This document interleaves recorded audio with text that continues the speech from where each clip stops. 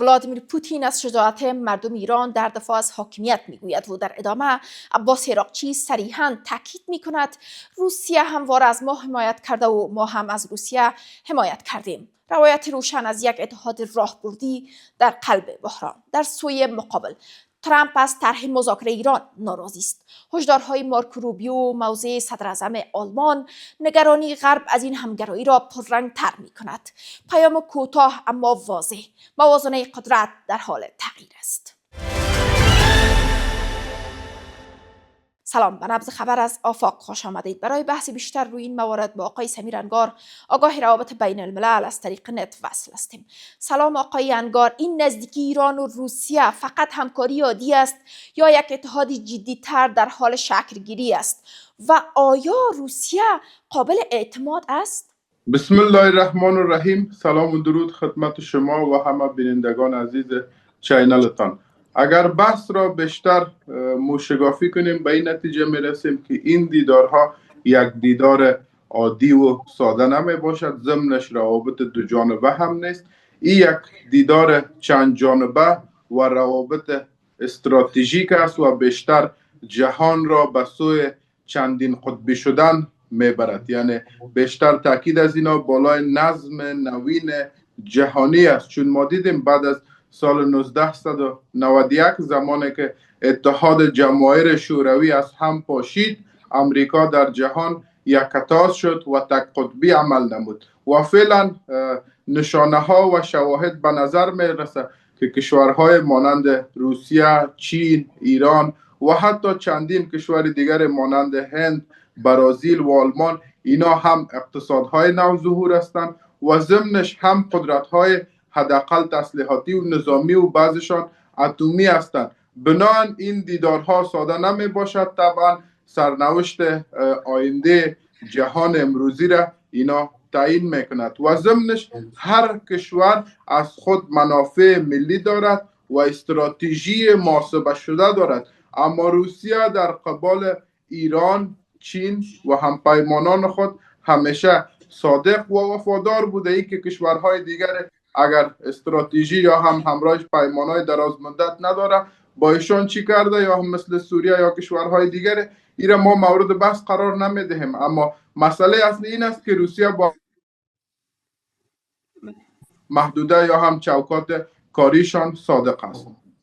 آقای انگار، وقت صدراعظم آلمان میگوید ایران امریکا را به چالش کشیده و بریتانیا هم اعلام میکند که وارد جنگ نمی شود، این یعنی اروپا تغییر موضع داده نسبت به اتحادش با امریکا، چون که در حال حاضر اروپا احساس میکند که همراه بودن با امریکا به ضررش است و قصد دور ماندن از این بحران را دارد. نظر شما در این موضوع چی است؟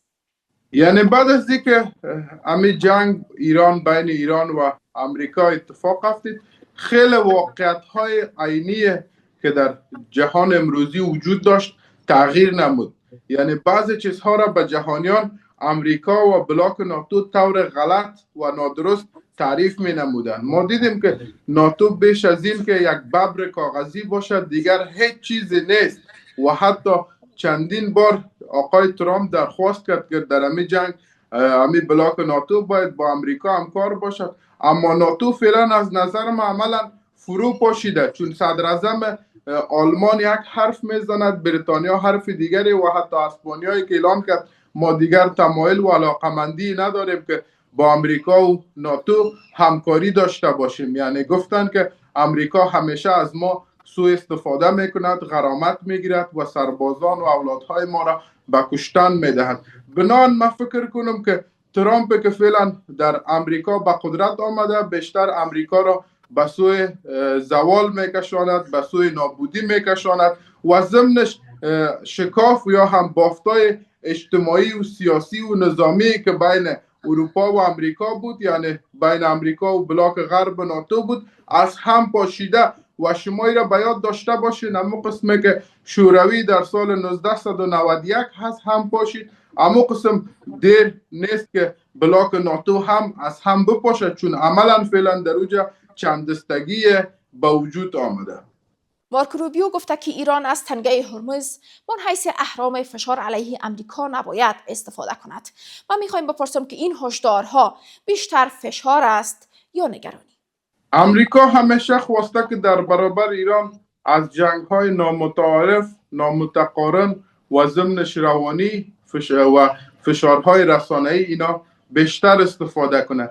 ای که سرنوشت تنگه هرمز چی می شود؟ حق مسلم ایران است که از تنگه هرمز دلشان که بسته میکنن یا هم باز نگه میدارن. زمانی که امریکا برخلاف تمام قوانین بین المللی و کنوانسیون هایی که تصویب شده اینا میایه بالای ایران حمله میکنه یا هم محاصره قرار میده ایران یا هم سایر موارد مشکلاتی را بر ایران خلق میکنه یا در مسائل داخلی از اینا دست درازی میکنه که حتی ما دیدیم خود آقای ترامپ اعلان کرد که تظاهراتی که در ایران صورت گرفت ما بر مخالفین جمهوری اسلامی برشان اسلحه دادیم یا هم پیسه دادیم و ضمنش خواستیم که نظام در ایران چنج شود. یعنی زمانی که امریکا چنین اعمال را انجام میدهد این حق مسلم ایران است که بالای تنگه هرمز تصمیم بگیره و هر قسمی که دلشان خواست عمل بکند. اگر در اقتصاد عمومی جهان تاثیرات را دارد طبعا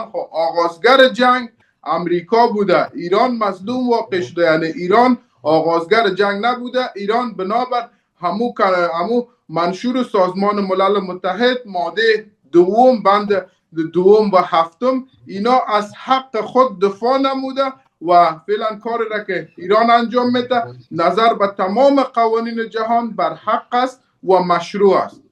آقای انگار به نظر شما چین هم وارد این بازی میان روسیه و ایران خواهد شد؟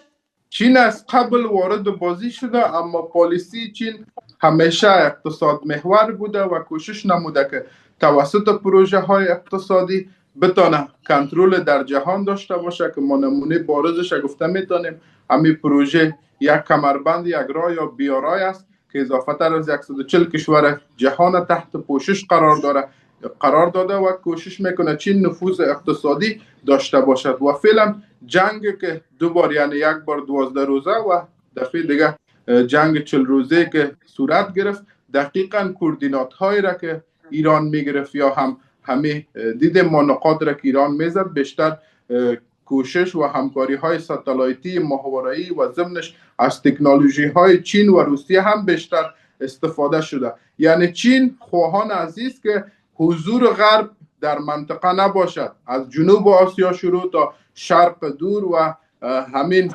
شرق الاوسط یا خاور میانه بناهن اهداف ایران، روسیه و چین و حتی افغانستان در منطقه مشترک هستند که باید دیگر غربی ها و امریکایی ها در منطقه حضور نداشته باشند، چون ما میبینیم هر جایی که امریکا یا هم غرب حضور داره در آن کشورها بی‌ثبات میشه یا هم به بی‌ثباتی دراز مدت میره و هدف امریکا و غرب این است که حداقل آسیا قدرتمند نشه و از نفوذ اقتصادی چین اینا در حراس هستند. ضمنش اینا نمیخوان که یک ایران باثبات باشد و ایران به همین تجهیزات امنیتی یا هم به همین پهپادها ضمنش تسلیحات میزایل و راکت و موشکی که دارن برسن و حتی در قبال روسیه هم ما ببینیم که چنین افکاری را یا هم استراتژی های را امریکا دارد و حتی در قبال افغانستان که ما دیدیم امریکا نمیخواد که در منطقه ثبات باشد و افغانستان رشد کند. بناهن این کشورها هم همیشان محتاط هستند و فعلا از پالیسی های غربی میخواهند جلوگیری کنند و طبعا چین هم در این جنگ که در منطقه صورت گرفته نقش دارد و حضور چین ما نادیده و چشم پوشی کرده نمیتونیم از حضورشون. آقای انگار در آخر هم از شما میپرسم که بحران فعلی در خاور میانه دنیا را به کدام سمت خواهد کشید و تاثیرگذاریش تا چندین سال ادامه خواهد یافت؟ طبق گزارشات مطرح شده از مؤسسات آمریکایی تاثیر جنگ ایران و آمریکا حداقل تا 10 سال دوام خواهد یافت. نظر شما در این مورد چی است؟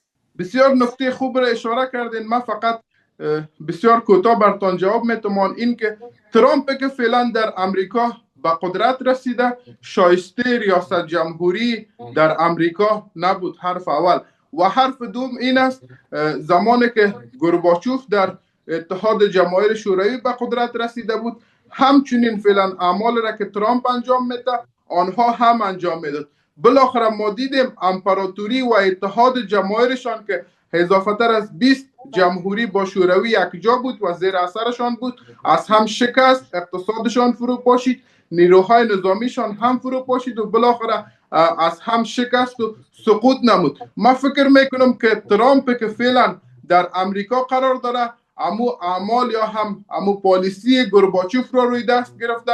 شما شاهد خواهد بودین که در طول سالهای آینده، یعنی طی یک پلان استراتژیک اضافه تر از 5 یا 10 سال آینده، امریکا هم مثل اتحاد جماهیر شوروی سابق چندین توته خواهد شد و اقتصادشان به زوال خواهد رسید و یعنی هدف اصلی و اساسی ما این است که جهان دیگر یک قطبی نمیماند و چندین قطب، حتی 3 یا 4 قطب در سالهای آینده یا حداقل از 10 تا 20 سال آینده ظهور خواهد نمود. و حالت فعلی هم که در خاور میانه واقع است، اگر ما ببینیم بین دو حالت میمونه، نه صلح میشه در خاور میانه و نه جنگ صورت میگیره، چون امریکا دیگر توان جنگ را ندارد و بیشتر کوشش میکند که بالای ایران فشار بیاورد و امتیاز بگیرد. اما ایران هم فعلا ما دیدیم که هم ایدئولوژی دارد و هم تکنولوژی دارد، بنان به فشارهای امریکا تسلیم نمی شود. سپاسگزار هستیم آقای انگار از حضور شما در برنامه. تشکر میکنم. این بود بحث امروز که تقدیم شما گردید. تشکر از توجهتان. وقت بر شما خوش.